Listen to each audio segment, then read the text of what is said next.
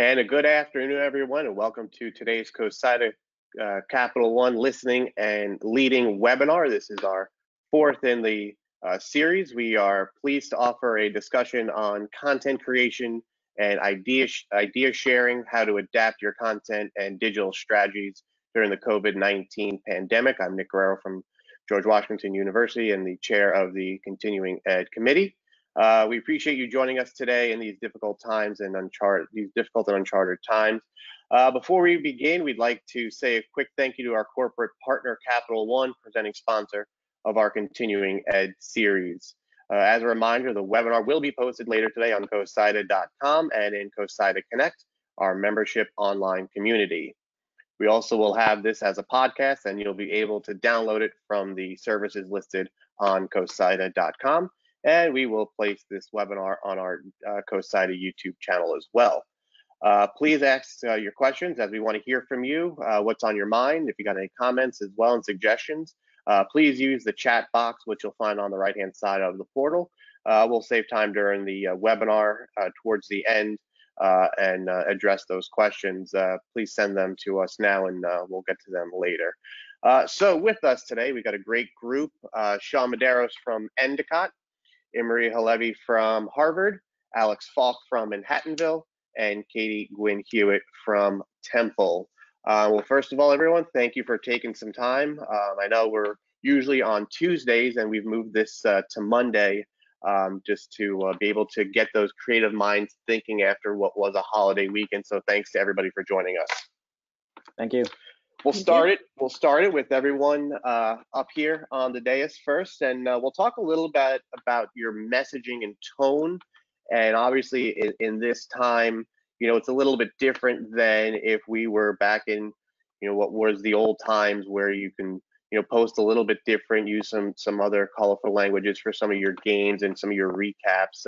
Sean, let's just start with you, and then we'll go across the dais. What's the difference in your tone and messaging? So we've tried to really hone in on what has kind of worked for us overall, is just kind of being that compassionate and emotional side of things, like really diving deeper into those human elements than we normally do. A lot of the discussion at Endicott is being a family and being together already, and how close-knit our community is. So we've really tried to focus a lot more on that. For instance, obviously everyone's doing senior send-offs, but we're not just keeping them to student athletes. We're also talking about fans that are around campus, or our student work study students, photographers, things like that. So we're trying to really hone in on that like real personal feel. And anything in the social captions are being vetted by 4 to 5 people before we're posting. And we're just making sure that it's more of a positive together message than it ever has been before. For me, I guess I'll just go. Yeah. It's content really hasn't changed for us. The things that fans care about continue to be the things that fans care about. They want to hear from coaches. They want to hear from student athletes. They want to know what they're doing. They want to see some past accomplishments and future plans. And so in the beginning of the shutdown, we were very careful with the kind of content we put up. We waited a couple of weeks before we even put anything up. But right now, it's obviously not business as usual. But our content really hasn't changed. It's the same content. It's the same thing that fans want to hear about. And we figured fans have even more of a hunger for sports now than they had before, because there's no live sports. So how can we fill that? How can we fill that gap with the content that we know they like, we know from metrics that fans are engaged with? So we tried not to reinvent the wheel, and be sensitive, of course, and be aware of what we're posting, but continue with the content that's worked. Yeah, I mean, kind of more to echo Sean's point, we, as well as Emery, I mean, we're continuing to post a lot of content that maybe we wouldn't have posted before, but we are still kind of posting it in the same form or fashion, maybe a little more often. But yeah, when we were first writing up all of our releases that had to deal with the cancellation of seasons and things like that, I mean, we were trying our best to be very sensitive, sensitive, and 2, just really try to let the student athletes and coaches and Manhattanville community members know that we were trying really hard to try to get these games in. Obviously, in hindsight, it maybe might not have been the best decision to try to do that, but I mean, that's what they wanted, and that's what we wanted. We wanted to try to get these games in somehow. And, you know, when we ultimately had to cancel the season, you know, the conference, the NCAA, everything was canceled. You know, we wanted to make sure that those student athletes and family members and friends knew that, you know, this hurt us almost as much as it hurt them. So just making that apparent in anything we post is a really big point of, you know, sticking for us. I'd definitely echo that, Alex. Really, the concept of sensitivity has driven basically everything that we've put out, whether it's on social videos, graphics, or on our website. The first kind of week or two, our senior staff in our athletic department really requested that we just kind of like keep a low profile, kind of see how this affects Temple and our city being one of the largest cities in the country. And, you know, it has had a big impact. COVID-19, we've turned our basketball arena into a hospital. So we've really, the tone and the messaging has really been sensitive. And like Emery said, it's not business as usual. We've kind of transitioned, I think, to what we'd be normally doing. We kind of are snarky sometimes and sarcastic with our fans because Philly fans are a little bit crazy, but we've really had to be sensitive and just kind of take a step back and like all these guys said, like double checking what we're posting and things like that. So sensitive is probably the best word. So we talk about tone and messaging. Now let's talk a little bit about the value that you are adding to that tone and messaging and how important it is, especially in our profession right now. Sean, from what you guys are doing at Endicott, how important is it to get some of your content out and add value? And I know we'll talk about it with your one-on-one a little bit, but you guys started out a little bit slow to let it breathe a little bit. Yeah, so everyone sort of echoed that same focus. So we purposely took around 3 or 4 days as a staff to just say, hey, you know, we're people too. We need to digest this as much as everyone else does. So our main focus, honestly, when everything happened was we kind of went around to coaches and just asked them how they were doing. And from that, we got the overall sense that we just needed to put the pause button on everything. So 3 to 4 days, really thought about things. Then we met as a group and we said, okay, so we've obviously been silent. Our fans are going to know that. What's the next step? So we put out a very declarative message, like, here's what we're going to do. We're not going to focus on being sad and upset. You know, we're through the grieving process, and we use that exact terminology. And we said, we're going to be positive. We're going to shed a positive light on our student athletes, and we're going to hope, as our social media channels can, to be a positive light for all of you who follow our channels who aren't student athletes. So everything has focused into that. I'm sure we'll get into it more later. We've kind of had 3 phases of what we've been doing. The first phase was informational. Now will be resource geared over the next month, and then talk about maybe outcomes for our student athletes. But everything within that messaging, we've been trying to ask ourselves questions like, how does it benefit us? Where does it position us from outside groups that never would know Endicott? So again, as I talked about earlier, really trying to hit home on that family togetherness aspect. And then overall, where does it fall into our content strategy plan that we've normally done? Is it out of the box for us? We don't want to be out of the box right now. We don't want to be trying to do anything vastly different. A lot of this stuff we've done in phases before during the year.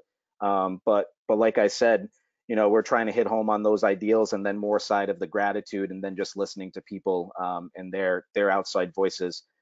We play on the emotional side and that a lot. So we've just been really focused in on that as much as we can. For us, it's been a 2-pronged approach. It's the external and the internal. You know, our value to the external audience is obvious. It's always the same. We send out stories. We tell stories. We send videos. Our communications team controls our website. We're the public-facing aspect of the athletics department, and for many people, the university, and that really hasn't changed. But our role internally has really evolved, which used to be, especially for my team, producing live broadcasts, which is now not at all our role, but suddenly things that didn't really require attention do. For example, recruiting visits. Coaches who used to bring student athletes on campus and just walk them around can't do that now. Coaches who used to take, even if they couldn't bring recruits, they would just take their phone and walk around their offices and show people, hey, this is where we are, this is where we'd go. None of that is an option. And so we are the people with the resources. We are the people with old footage from games and photos of facilities and drone flyovers and all this content that we have that we use and is now suddenly important in different ways, because we need to think of everything the department does and what we can, especially as a video department, do to make sure that things that can't happen in person can happen in a different way. So that's really how our job has changed and how our value and our role within the department has really shifted. Yeah, with us, our first kind of approach to it was kind of like Sean said, to not play on that emotion, a bad phrase, I would say, but kind of embrace it, I guess. And, I have a pair of GAs, and one of them put together a very, very like heartwarming video that was picked up by a lot of people around the college and really embraced. And it gave people that sense of like, we are feeling together. Everybody's feeling the same thing. It was like a nice overview shot of the campus and a lot of just a few little lines here and there saying like, we know you didn't get what you came here to get, things like that. But, we're all together, we're all with you. And then overall, just the approach that we've been taking in order to just increase engagement with our social media accounts in general, and just try to keep that frame of mind going that you're part of a community. It's really just the community aspect that we're trying to continue. And I guess we were doing a decent enough job that we were asked to assist with other departments outside of athletics and kind of give them a branding. And we were just asked to lend, for lack of a better term, our expertise to other departments on campus that don't normally have to be so so exposed to the public. As far as like, specifically, we're working with our student affairs department, and they're asking us to give them a face and put a video together for Accepted Students Day, because these kids aren't coming on campus, but they need to know what is available to them that's not just academics. And as far as this college is concerned, there's a whole life outside of academics for student life and athletics and intramurals, and we were just asked to help with that. So it's really just not going into this thinking, I'm an athletic communications director, I'm focusing on athletics, I only care about the athletic department. It's really just widening your gaze and taking anything that really comes your way, and being grateful that you have this opportunity to still have a job, because there's lots of people out there that don't actually have that opportunity still. And we're definitely not essential workers, but we're still employed, and we're doing our best to keep that for everybody involved. I would say, of course, echoing these guys, like all important aspects, but our focus really at Temple has been how can we provide a good experience for our student athletes. Like we've talked about that, especially the graduating seniors and those who got their seasons cut short. So focusing on student athletes, focusing on our coaches, how can we help them recruit, and then focusing on our community, whether that be academics or just general fans. So with our student athletes, we've all done, I mean, people across the country have been doing it, but like senior profiles and kind of just how can we make their experience and their memories here, positive ones. So highlighting them as seniors. We're still going to have some sort of like senior day video, even though they won't get their senior days. And then, like these guys said, how can we help our coaches recruit? We're based in North Philadelphia. That is not, as people know, that's probably not the most glamorous place in the world. And so how can we still get students to come here, and how can we support our coaches in those recruiting ventures when they can't go see them and they can't come on campus? So, and then just everyday life with our community, and sharing old games and bringing the community together to rally around Temple sports when we don't actually have Temple sports going on. So that's how we've been trying to add value. Thanks, everyone. We'll break into our individual sessions. Emery, we'll start with you. And, it's April 13th, and, the Ivy League Digital Network is a network that has streamed over thousands of events per year. Where would you guys be right now if everything was still happening? How many games would you be in? Rowing season's going on. Have you kind of lost count on where you guys would be right now? I tried not to think about it. If a weekend has 10, 12 games, it's considered a light weekend. I can hang out with my kids because there's only 12 games. So it's been very different. And a lot of people I've been talking to have been talking about the change from going 100 miles an hour to a sudden stop. It wasn't the gradual slowdown that we usually have, because as we progressed during the summer, things slowed down, but that didn't happen. We went from a very, very busy weekend.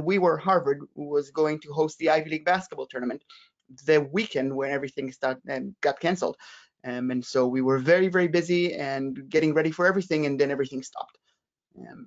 So it's been a change. Obviously it would be hard if you're a coach or administrator to talk to student athletes, but I know within your program at Harvard, you're using a lot of interns from different schools that are, just looking to break into the industry. How hard was it for you to talk to some of them and say, hey guys, show's over? Usually we never in the TV industry ever say show's over. But how hard was that just to kind of tell them that, the experience that they were going to get is getting put on hold? It wasn't easy. We have a team of 65 students and recent graduates who work our games. And they're people who are very passionate about what they do. They're passionate about sports and production and broadcasting. And while we pay them, we don't pay them a lot. And if they were really in it just for the money, they could make more money working elsewhere. They're here they were here because they're passionate about this and they want to learn. They're in college, and this is their opportunity to try different things, figure out what they want to do in the sports world, behind the camera, in front of the camera, in the control room, outside of the control room. And the spring season is a big part of that. Baseball, softball, lacrosse, rowing, outdoor track, sailing, all these things that we do would have had a big impact on people and their future. And so what we did is communicate. I reached out to them as soon as I found out anything at all, and kept on updating them on changes. And we've continued to be in touch. I've continued being in touch with the game day crew, even though there are no more game days, telling them what our plans are for the fall as much as we know, and what we can do for them right now, and offering them access to all our archives. If they want to watch any of the old games that they worked in any capacity, here's how they can get those games.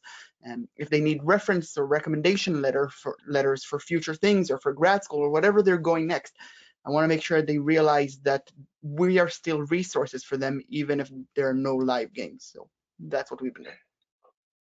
Well, and that's one of the questions that got brought in from Emily Dorco, asking, if you're a fan, and you just talked about it, if you're a staff member, but if you're a fan that's trying to request some video content, but it's not readily available, how are you guys handling that? Obviously we've seen, and I know you guys have done a great job throwing some throwback games, but if there's just a field hockey game that somebody wants to watch from a couple of years back, if you were in the office, okay, you can send out the video to them, but how do you handle that now? We're very lucky in that Harvard has a very robust network, and we're still connected to it. And so there are very few non-live things that I could do in my office that I can't do now. And so if we do get requests, I can mostly send it off from my computer at home, and there isn't a big change there. What we're trying to think of is, how can we do it in a more methodical way? Getting the one-off request, getting a field hockey mom who wants a copy of her daughter playing that's easy. We get this all the time, and I can help. But what do we do with our other content? We have content going back to the 1930s all the way to a month ago, and we're sitting on it. You can't really access it unless it's from 30, 60 days ago, and you go to the ESPN archives and you see what we streamed to ESPN Plus. But besides that, we're the only ones who have it.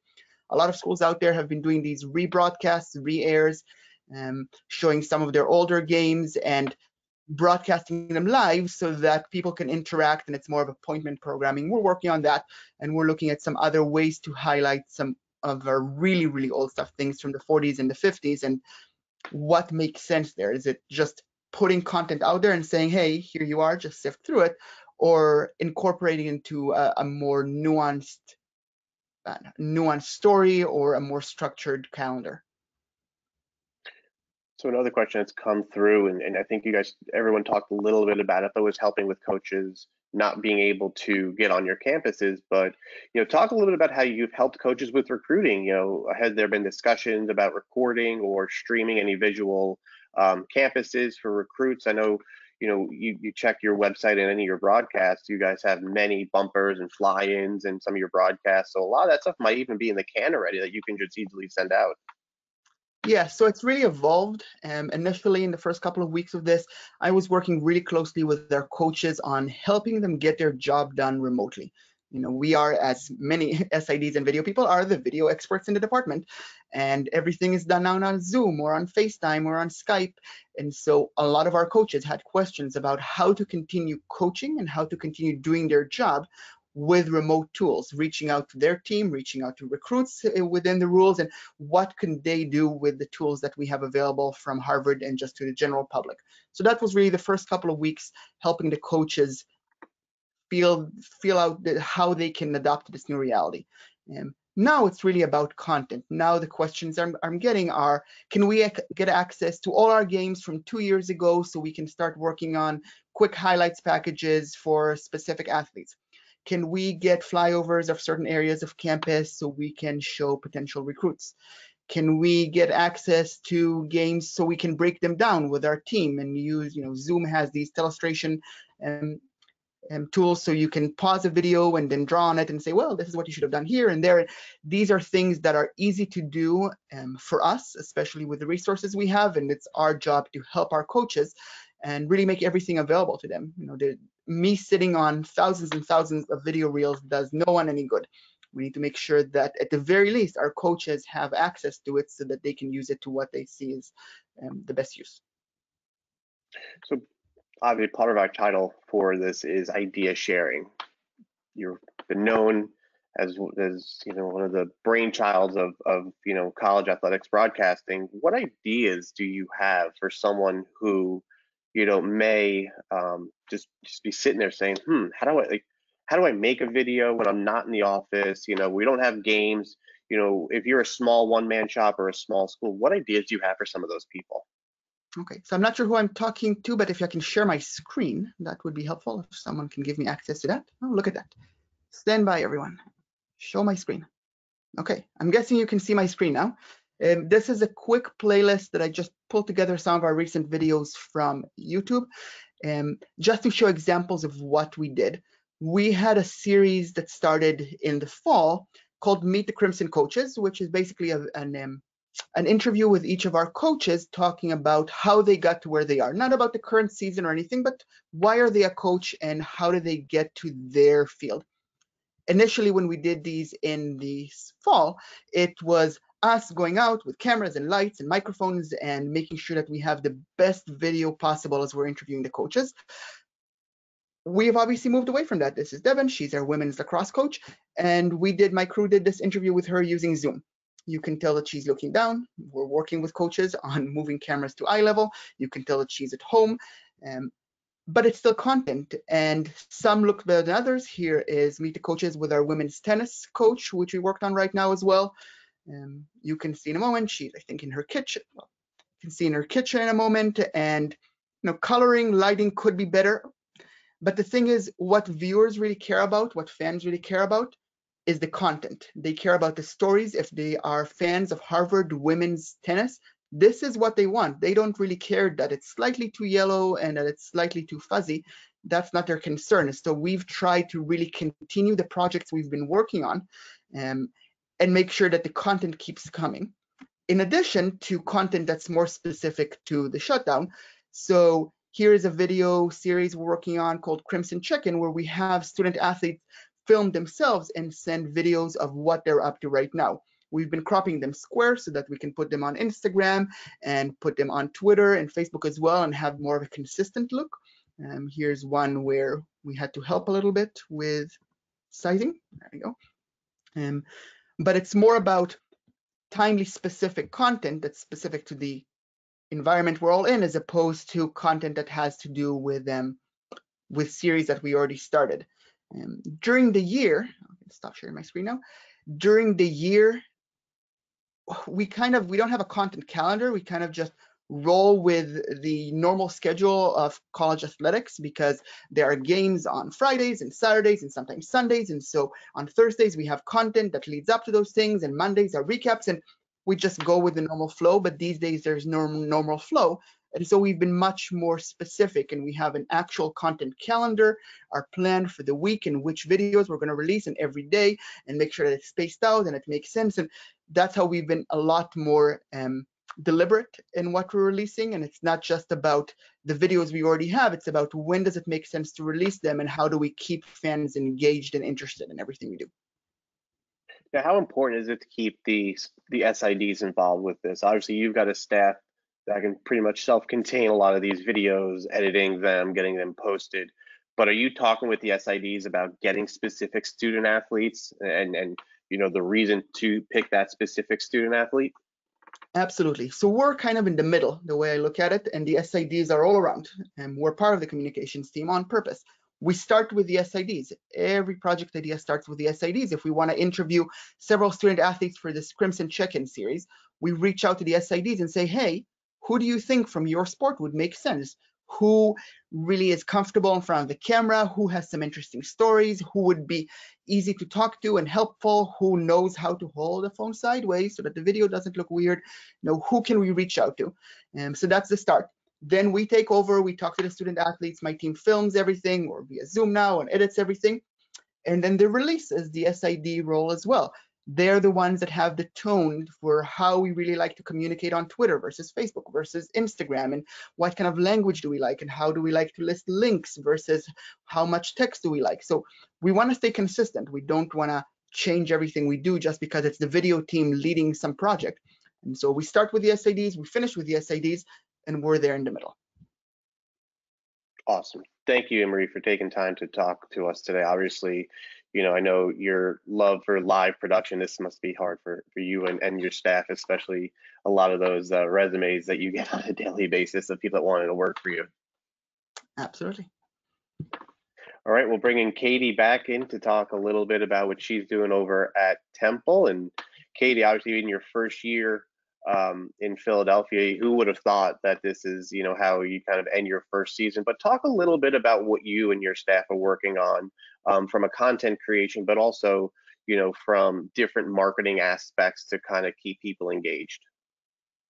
Yeah, I mean, gosh, I started the day before football season, so it's kind of been a little crazy. And then, basketball season never like officially ended, but yeah, the first few weeks, I'd say we kind of just got our feet wet and working from home. We're a really collaborative group. The group that I oversee is our video team and our graphics team. So we kind of struggled really honestly at first being creative, and because we're not near each other. We're not around each other. And we can't just like toss ideas across our cubicles and things like that. So I would say that we really struggled at first, but now we're kind of getting a feel for things. Our communications group is separate, so we're still working with them obviously on a regular basis, trying to get ideas and see what our coaches want.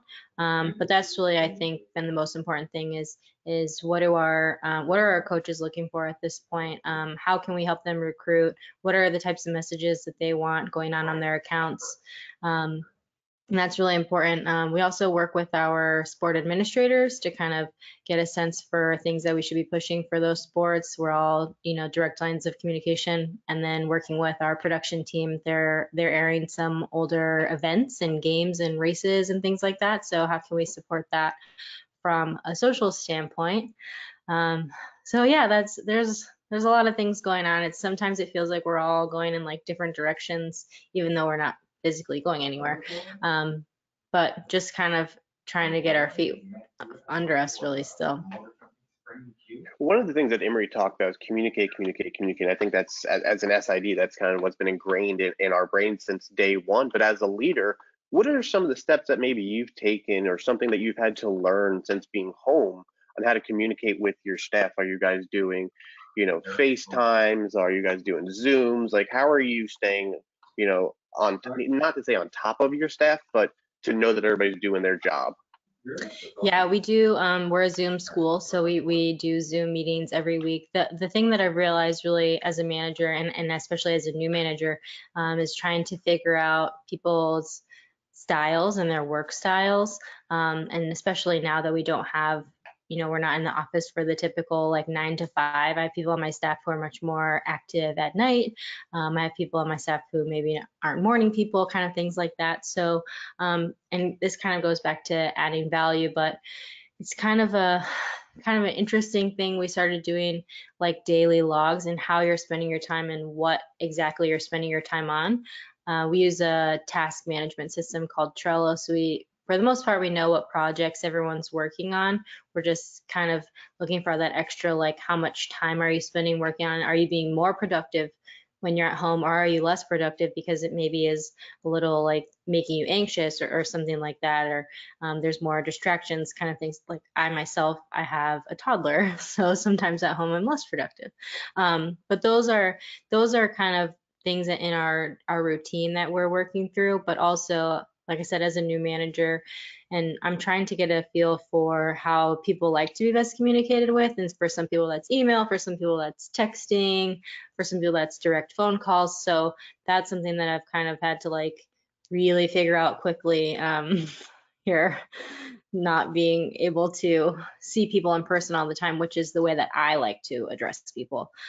So if there's an issue with something, or say a graphic or a video comes back that we want to tweak, how do we best communicate that with each other, so that the tone of our message isn't lost over maybe a text or an email, things that might sound passive aggressive or something like that. So we're working through a lot of things, but definitely figuring out how to communicate, and keeping up weekly meetings via Zoom has been really, really important and beneficial for us. So here's a question that came in, and I think it'll be a great one for you. Is do you feel overwhelmed at all with the pressure of needing more content? I think we all have. You're overseeing a lot of different people. Almost like when is enough sometimes, especially when you're dealing with a league that's putting out a lot of content, and internally, and we've talked about what coaches want, and administrators, and university. How have you kind of juggled that, where priorities are priorities, but at the same time there's no games going on, so content needs to get put out? Yeah, it can be really overwhelming. I mean, I specifically do social for our football and our men's basketball teams. And then I oversee our graphics and our video team, which support obviously those teams, as well as all of our Olympic sports. And yes, it can be really overwhelming. And I think for me personally, I'm always on social media, or I thought I was always on social media, and now I'm like really always on social media. So I feel like we're in this time warp where you're just like always on, and so you're questioning like, am I posting enough, are we making enough content? But really, in a normal Monday, I would be at work and I might not have looked at my phone as many times as I have today, and noticed that maybe we're like missing something. So we've tried to really take that approach for like a bird's eye view, and what are we providing across the board, as opposed to like each SID thinking about their sport account handles and what have we put on there and things like that. But yes, it's been, I would say, it can be really overwhelming. So that's when we default back to, okay, who are our audiences? Who are our target audiences at this point? And as I mentioned before, those are our student athletes, our coaches, and our community. So how can we, regardless of what we're doing, are we targeting those audiences enough? You talked about it before, but having a young family, and kind of don't want to use it, but being cooped up at home. Yeah. Do you feel that that's something that's going to help our industry with work-life balance? Obviously, you're not on the road as much, and maybe your Saturdays and Sundays you guys can go food shopping at a normal hour. As a leader, have you worked with your staff and even gotten some guidance from some senior management on how to make that life balance a little bit different in this time? Yeah, I feel really lucky, honestly. When my most previous step was at Michigan, I felt 100% content with how we were managed from a work-life balance standpoint, and here too at Temple. So I feel like I've been really lucky in that aspect. And now having a toddler who like walks and can get into things has been just a new challenge in our life, especially in a tiny condo in South Philly. But yes, I've been really lucky to have managers that are really understanding. And I am hopeful. I have been thinking about that a lot. So that's a good question about how maybe the future looks for us, especially now that I feel like a lot of us have always had like a work from home moment at least, and now it's a lot of moments, stacked together. So in the future, like, what does that look like for our industry? And does that mean maybe we're working from home like 1 day a week if we don't already do that? Or over the summer when there's less going on, do we have the flexibility to do that? And I'm interested to see how that kind of plays out. I'm not sure at my place of employment what will happen, but I think it will be interesting to see how this affects us moving forward, definitely from that work from home standpoint. So here's a question that's come in for you from Rainier Perez. What tips do you have or suggestions in creating content calendars, being more strategic on when and what to post? We're a Google school, so we use Google Calendars that all of our SIDs have access to. And then I have our graphics team and our video team have access to it. And I'm like a very visual person, so that's kind of where that stems from, and putting together a calendar so you can see what's upcoming. But like I said, from a bird's eye view. So that's been really helpful for us in terms of like managing our load and kind of to spread things out. That would probably be my best recommendation. I know a lot of people have content calendars, obviously, but being a very visual person, it really helps me to kind of see days and like over time, and we color code and things like that. I'm one of those people who like loved having binders with like color coded tabs and things like that. So that helps me the most.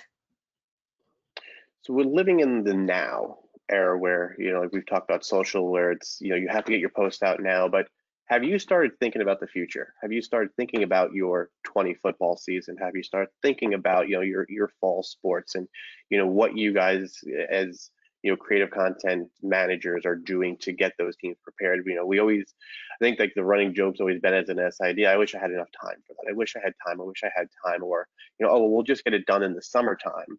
And as we're slowly possibly getting back to our offices within the next couple of months or so, have those conversations started yet? Because you essentially have, put a bow on the 1920 season. Absolutely. We our graphic designers right now are in the process of building our look for next year, and whereas in previous years that probably wouldn't have happened until June, I guess, just because wrapping the spring seasons up and whatnot. But definitely, I think the really concerning thing is we're just not exactly sure when we're going back. So we can't get too deep into creating things with dates and times and whatnot, for fear that we might not be playing on those days. I think that's just the general fear that we have, especially like I said, being in a big city with a lot of people. But yeah, I mean, totally looking forward at how can we be better prepared now that we have almost like this extra time, and how can we turn this into like a glass half full situation? We have more time, we have more planning, we can be more thorough in our planning. But definitely looking forward, and for us too, we play in an NFL stadium. How can we fill those seats once football season does come to fruition? How can we, get our messaging out about tickets and things like that? It's obviously not business as usual, but how can we keep going? Because, at some point this is going to end, God willing, like this is going to end and we're going to be back to whatever our new normal is. So how can we make sure that we're best situated and focused in that moment to be going in the right direction and not stalling and not kind of like, oh crap, like we're back. What are we doing? But definitely, yes, focusing on the future. Cool. Thanks, Katie. We'll join back with you in a little bit. Now we'll bring back Sean Medeiros from Endicott to talk a little bit about what he's doing at his school. And Sean, I know you've got a little, you want to share your screen and talk a little bit about the 3 steps that you started working at Endicott. Yeah, so I can probably just read it off if need be. But basically, we talked about, if everyone can see kind of that top bar. So potentially when we first started, everything was sort of informational phase. Our biggest, thought process was pretty much about how can we spread information that's accurate and what we want to get out about, what's going on with COVID and how our school is reacting not only from the athletic side, but just the academic side in general. I think one thing that you'll notice about Endicott, if you look at us, is we promote everything, especially the holistic approach of the way we view student athletes, but everything's important on our campus. So for example, we'll be talking about Relay for Life on our social channels on EC Gulls later this week. So those things impact our student athletes and our student body in general. So that's sort of where we went first. From there, we really targeted recruiting for our students, prospective students, and for our coaches in general. So a lot of the pages we touched up were recruiting pages, made sure that everything was good there. We started adding virtual visit links. We started tackling some athletic training and strength and conditioning pages. And then we have our Why Endicott pages that we really started putting in a lot more links than we normally have. Those have been built out over time. Rob Pilardi, the former SID at Endicott, I can't begin to describe how well curated his efforts were in figuring out, what should be in there and what shouldn't be in there, what college language, what should we share and what we shouldn't. So those were really built up through him. And then those sort of factor into our sport specific pages where there's a section for recruits. So we really honed in on what was in those messages from our coaches, added additional links, even added video tours of our first year residence halls. So that way, internally, the way we instructed our coaches was that all of those links needed to be in their email signatures and then kind of go from there. So that's sort of been the informational phase. The resource phase, we kind of figured, how do we best help our student athletes from our end? So obviously we're going to have, some engaging posts on social and things to kind of keep them laughing and that sort of thing. But we worked with our strength and conditioning and wellness or our counseling center to put up a wellness hub. It has workouts, mental health tips and trips and, tricks and tips and things like that. There's workouts, there's rehabilitation type things in there. There's also events that are happening on campus that are virtual that our student athletes could access that maybe they haven't seen through their email. So we have all of that in that hub. That's probably like the fourth link on our website right now. It'll be pushed back up once we get through some D3 week stuff. But for next week, for example, we're going to have our student athletes talk about, the things that's been working for them for online learning and working out. We're going to bring in some professors and kind of engage them on how they've experienced online learning. And then we're also going to do some features on what our coaches have been doing in their Zoom calls specifically, with the hope that prospective students can kind of get a better glimpse of what our coaches are doing with their student athletes, maybe so they can see some insight into the program. And then eventually we'll kind of get down to the outcomes of, talking about what our student athletes have been doing. Obviously, this is more geared towards once we get through the pandemic, because we normally do a series called Goals Graduate, and we talk a lot about what they're doing post-graduation, whether it's, secondary degrees or jobs they've landed through internships, things like that. And then for this week specifically, for D3 week, just to kind of incorporate some recruiting, we've themed everything for the day. We'll talk about our facilities. We'll talk about our fifth-year master's program on Sunday, just so that maybe some prospective student athletes can see that there's an option beyond even playing, your 4 years as an athlete. You can go on and do grad school there. We do have some student athletes that actually forego, in some ways, more likely because of injury, their first year. So they have that option. So we're trying to think of everything in sort of a recruiting and informational lens on top of doing the social part and creating some good content. And kind of like everyone's talked about, we don't want to overpost. We've actually limited Instagram to mostly one post a day, which our norm is 2. Our engagement rates have been similar or better, which has been good. And we've sort of focused more Twitter and Facebook on like that informational resource part. So that's kind of what we decided as a staff to kind of keep us grounded and not feeling like we needed to constantly dig to create content. I think if we have this framework, we can build it around it. And that's been really helpful so far for us. Thanks, Sean. Just a couple questions just to talk a little bit about, what you've done with, I think we've talked about this off air, what you've done with the university, how important it's been for you guys to help them, because, recruiting and students are unsure about where they want to go, but the athletic department's always been important. How important has it been, or had there been conversation that you've had with university leadership about you guys being a real partner with them?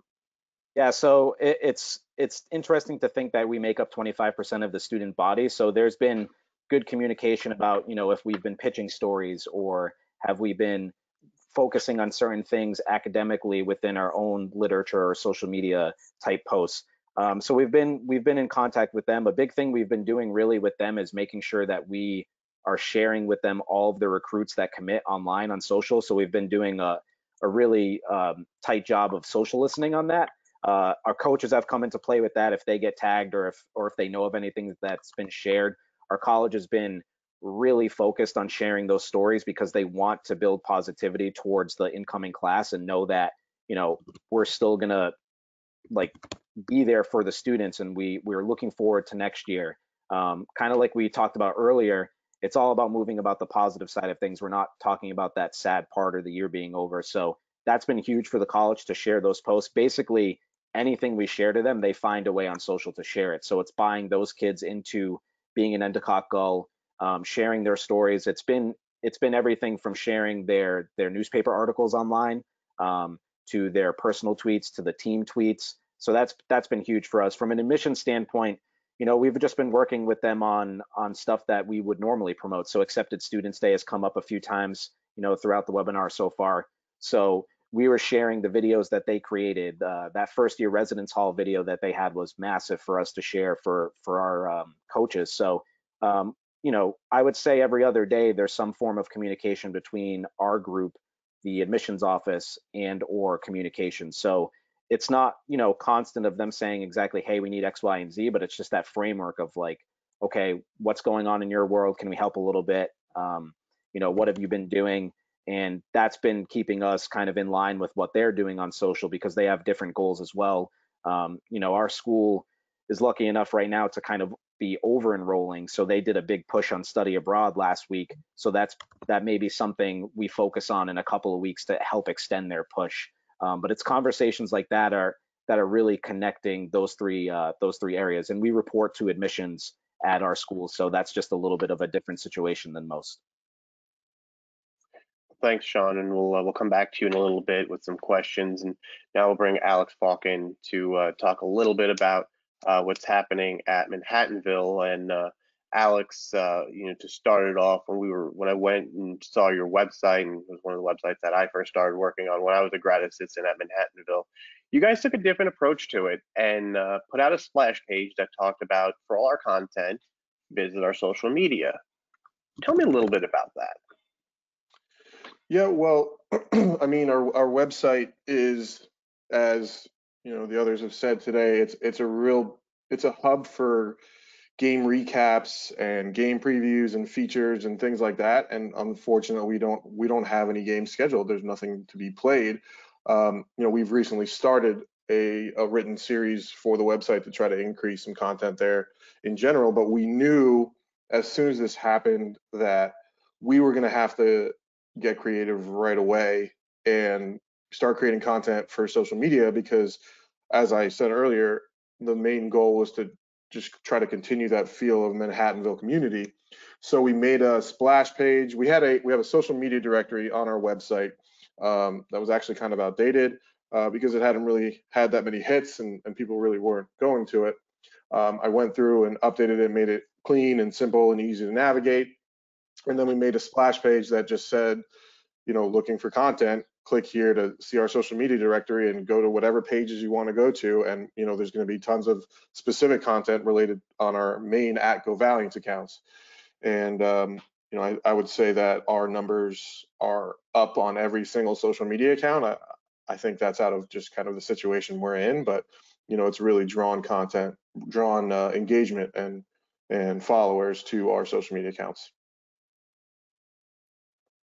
Now, have you guys gotten the question? I know you have a presentation you want to show. Have you gotten any questions from maybe some of your older fans that are non-social media, experts that will look for stuff on the website? Has that kind of gotten brought up at all, or have you, kind of taken your fan base and said, "Hey, follow us. We're going in a different route"? Yeah, we haven't really gotten any negative feedback from this. I would say we are making sure that we're not just posting on Instagram, which obviously is the most used one of our social media accounts, but we're making sure that we're posting on Facebook as well, and we're being pretty uniform as well on Twitter.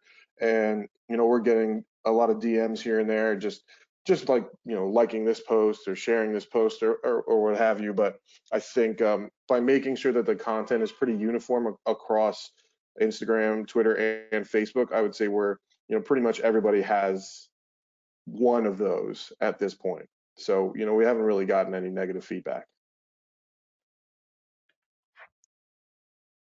Some of the questions that are coming in, I think, would be a great one for you to talk a little bit about. And the reason I want to ask you this is something that I dealt with when I was a grad assistant at Manhattanville. Is the end of the year, the banquet, the end of the year senior banquet. How are you guys handling that, especially considering that not all the sports had the same amount of activity? I know at a place like Manhattanville, there were different awards that were more tailored to administrators through athletics, and I know that was one of the highlights of the year is to see an administrator get recognized by the athletic department. I'm sure most of our schools have some kind of an award that goes to someone who's not in our department. But how are you guys going to handle that virtually? Is it just going to be a when you come back and delay it a little bit? Yeah, so to be honest, that has kind of fallen down a little bit. We're just trying to make sure that we get everything that we need to get done. I'm actually currently working on our Hall of Fame list because we still have that meeting going on for next October. Hopefully that's when we have our next Hall of Fame induction. But specifically for that was one of the first conversations we had when this all happened. It's going to be tough, and I don't think we'll be able to hand out an overall Rookie of the Year or Senior Student Athlete of the Year, male, female, things like that. But it's definitely something that ideas have been tossed around as far as maybe making a few more awards, like fall and winter specific awards, and then still considering the spring student athletes for scholar athlete awards and things like that, or making them eligible as sophomores in the spring year, in their next spring season, for the Rookie of the Year awards. Because as far as the NCAA is concerned, if you're a sophomore but it's your first season competing collegiately in a specific sport, you are still considered a rookie in that sport. And then as far as the administrative awards, the athletic director's award, the alumni award, those are definitely things that we would still hand out. I think most likely we'd probably turn it into some sort of pre-recorded thing, I think, just based on the equipment that we have and what's on campus that we don't have with us. Obviously, we can't do a full thing. So I think the best way to do it would probably be to pre-record it, edit it, button it up, make it quick and easily consumable, and then post it out there. Awesome. Did you have a slide you wanted to show everybody?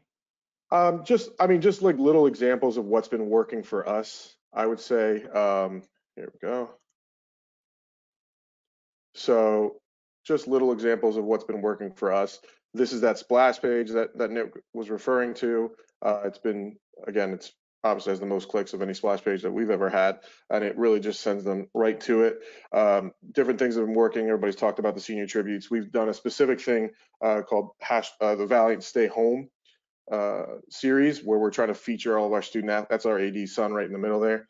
Our coaches, our student athletes, our staff, and they've been getting reshared by the college and reshared by all the team's individual accounts, and just like little fun things to increase engagement, like little guess who's, anything to just kind of get a two-way conversation going, if that makes sense. And then we're doing a lot of team takeovers. We would do them here and there throughout the season, but again, you don't always have time to do things like this during the season. But now you're looking for that content, so you're giving these kids a chance to put their voice on the main account rather than just the little accounts, which at the D3 level, it's a little harder for us as a small staff to manage all 22 sports, but we manage the main accounts. And then honestly, the things that are doing the best are the things that don't take a lot of time. I'm sure you guys all have different versions of this floating around, but we posted this little house thing on Saturday and got almost 40 comments in like 20 minutes, and you can tell that the graphic took maybe 5 minutes to put together. And these little Valiant favorite things, we got probably 20 or 30 of them sent to us, and it's just really simple. We're doing a lot of, like I said, increasing engagement. We're doing Talk Back Tuesdays, so Ask Me Anythings with administrators. Specifically, we did one with our AD. We're doing one with our head athletic trainer. We'll do one with compliance. We'll do one with strength. Things that people want to know and answers that we can get out there, because not always are we posting everything that people want to know about, but this is a good way to kind of get that information out there. Again, another thing that one of my GAs came up with was First Responder Friday, which has been very well received, especially by alumni, and has been actually taken on as a co-creative project with our alumni relations department since we did this. And it's just featuring different student athletes that have graduated from Manhattanville and have gone on to being first responders. And we just take it's not a very difficult or time-consuming thing to do, and it really plays well.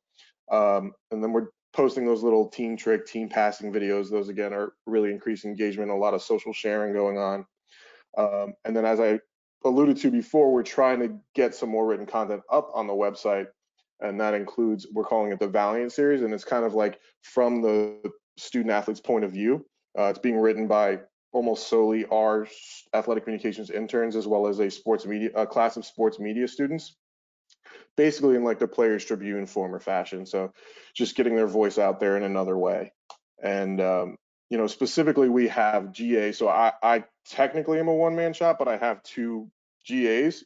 And so I'm just, part of my job is, as Nick knows, is teaching them in general, because they're both a year or 1 year or 2 years out of college, and this is like their first full-time job in athletic communications. So it's really just trying to consistently work with them on creating this new content and giving them things. Right now, one of my GAs just recently posted our first series of D3 week videos, and he's kind of owning that and going through that.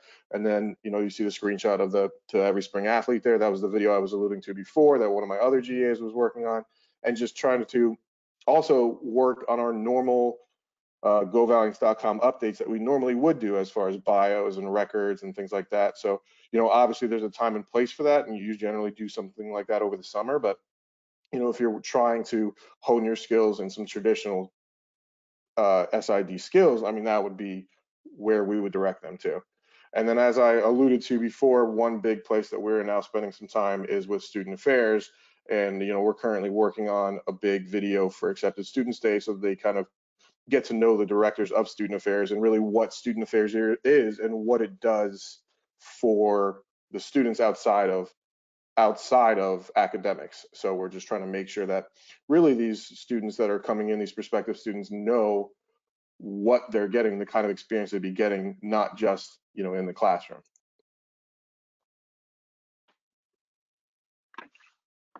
Thanks, Alex. And I do know that if I was voting on your Hattonville house, I would pick house 4. There you go. Everybody loves Scotty. Everybody loves Scotty Mack. One of the best athletic trainers there is. Guy never had a story that didn't last long, shorter than 45 minutes. I want to bring everybody back before we end this. Couple questions that we've got for just the group, and we can all just kind of go at this real quickly. But we did talk about this, not having senior days and not having senior banquets and not having graduations. What are some quick ideas everyone can go down the line once again that you guys have talked about to maybe help some of the other, folks that are on that are attending that may, need a little help? How can you honor a senior who's sitting at home and he may not be able to walk across the stage, or, they may not be able to get their plaque that they get at home plate for senior day? What are some things you guys are doing? One thing we're doing, okay. Sorry, one thing that we're doing is all of our sports, they get like a senior day video, and that's something that we're continuing with. And we've included interviews from our coaches over the past years. And so we've set up like Zoom interviews with those coaches to get their thoughts on their senior class. And I think that's kind of cool, just because, like you said, they won't have their like senior day, but we'll still have the same offering for the senior day video, basically. Emery? Our big end of year event is called the Senior Letter Winners Dinner. And just like everyone else, seniors get videos and awards and everything. But really, the exciting part there for the seniors, besides getting awards and seeing themselves in video, which they do all the time, is getting recognition from their peers and their parents and all the other families in attendance. And just giving them videos and just emailing them awards is not the same thing. You really don't have that group around you. You don't have the acknowledgement of your peers and the overall department. And so we're working on it. Our varsity club, which is our department that's in charge of that dinner, is working on some solutions of how to replicate that, how to make sure that we still get that same feeling and the seniors still get that appreciation, and it's not just electronic. It's not just, well, here's something we made for you. Good luck on your way. It needs to be more of a community experience. So at Endicott, we're sort of in Emery's boat where we're going to make sure we try and do something to honor them together as a senior class. Right now, the thought process is a barbecue, and we give them their senior gifts there. So it's basically a replica of their jersey, but it's something that you can hang on your wall. It kind of sticks like maybe like this far out, but it's a hand painted replica of your jersey, depending on what sport you play. We have the unique situation of varsity sports and club sports are treated equally at Endicott, just because of the home, that whole family togetherness. Everyone is kind of in the same boat. So we have those student athletes to think about too, not just our NCAA athletes. So that's kind of where we're at right now. Obviously, we have the senior send-offs that have been, very quote driven by their coaches that have had some insight into their personal stuff. But like it's been said, we want to make sure we have something in place for them to meet, because that was the biggest concern from the coaches, is that they wouldn't be able to see each other again, and the coaches wouldn't be able to see them. So we're trying to really focus on that right now. In terms of awards banquet, we've actually pulled back on a lot of the awards we're going to hand out. It might be 2 or 3 at this point, but we've had a discussion as a staff, and we didn't feel that it was appropriate to do like fall, winter student athletes of the year and things like that. So it's been really engaging conversation though. I'm curious how that's been with everyone else too around the divisions. Alex, anything you want to finish us off with? Yeah, so specifically, we actually had one of our softball players wrote a really touching letter to the president, just kind of campaigning for a makeshift senior week for the student athletes that obviously didn't get it this year. So that's obviously not just student athletes, and it's kind of an overall thing. And during that week, we usually do our senior brunch for our student athletes, where they get their tassels and they receive all their athletic awards and things like that. And so that's a big thing that the department has really gotten behind as far as supporting the student athlete and really giving it a serious amount of thought to give these seniors that week that, a lot of them, they left for spring break and then that was it. They are, there's a chance they might never see their friends in the place that they met them and really, those bonds that they formed ever again. And it's pretty depressing when you think about it. So really kind of anything that you can do. I know it's not the same. It's just not the same as what we would have done for them. They're not going to get the same experience that they were hoping and that their, upper classmates and things like that have gotten. But it's really just, I think they, like I said before, one of the main things that we are trying to do is make sure that they understand that we feel just as bad about this as they do. And it's not really anything anybody can do about it. So just doing what you can and helping them in any form or fashion. We did our dedicated senior post to the spring student athletes. We're still making our senior plaques. We're sending them to the coaches. When we get back on campus, whenever that is, we'll still make sure they get the physical senior plaques and the frame photos and everything that they get normally. It's really just kind of, working with what we have. I mean, this is the situation that we're all in, and it's just making the best of it. So hopefully they still get everything they were planning on getting. It's just a little delayed, and it might be a little different. Yeah, I think it's going to be interesting seeing next year's homecoming for football, how important that is, seeing those classes come back. Want to thank everyone for your time. We went over an hour, which is great. A lot of great content from everyone. Big thanks to all our presenters for their guidance on strategies and the creative content and giving us some ideas for some SIDs and how to add some more value during the COVID-19 crisis. Quick reminder that you can find the on-demand webinar on CoSIDA.com and CoSIDA Connect our membership portal later this afternoon. It's also going to be put into a podcast form and will be available on the COSIDA YouTube channel. We'll have all those links on the COSIDA website. Thanks for joining us today for this is our first of 3 webinars this week. Each of them will be at 2 o'clock Eastern. Tomorrow, join us for the NAIA SIDA for a live webinar on crisis communication and COVID-19. And then on Thursday, we will host our webinar where we talk about our salary and compensation survey entitled Realizing the Value of Communications Pros, a first look at the 2020 COSIDA salary survey. Thanks for joining us once again, everyone. We'll talk to you again soon.